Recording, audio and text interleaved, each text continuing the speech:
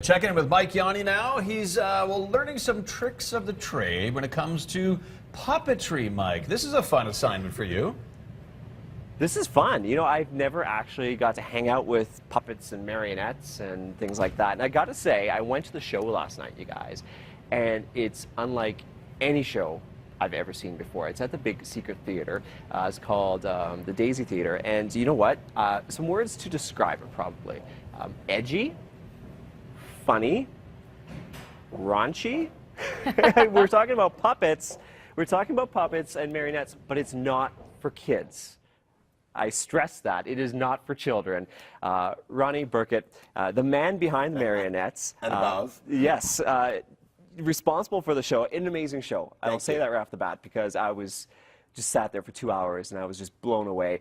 You forget that you are standing above the marionettes and you really just kind of focus on the characters. That's crazy, isn't it? It is. It's weird. Because I'm visible the whole time. Yes. You know, there's no hiding me.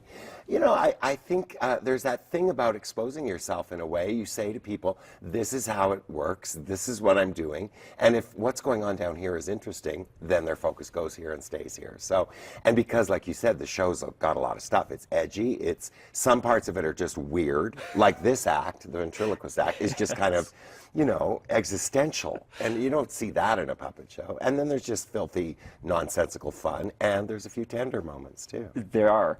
Okay, so the show itself I found interesting because it's not all scripted. No. A lot of time you go to the theater, you expect a script and the script's going to be followed. Yeah. Not so much with your show. No, and that's what I've done for, you know, the last 20 years with these big, scripted, serious shows, and I wanted to have fun again. So we have stock things that happen every night, but there's no script. The only thing that has set words are the songs, right? And we have a lot of songs to choose from. I was surprised to hear the songs. And I'm a guy who says he's not a singer, so it's so weird that I'm singing 4 to 6 songs in this show. You would know it. Did a great job.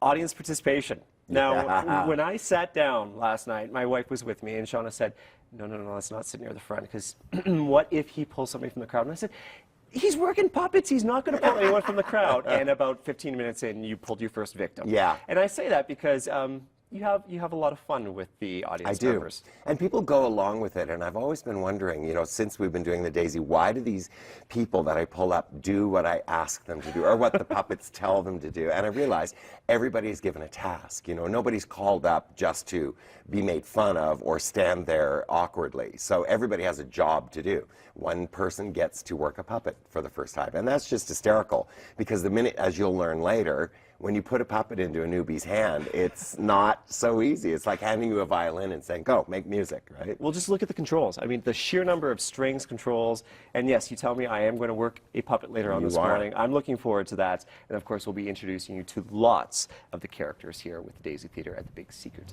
Theater this morning. Jill, Ted. Amazing. Award-winning puppeteer.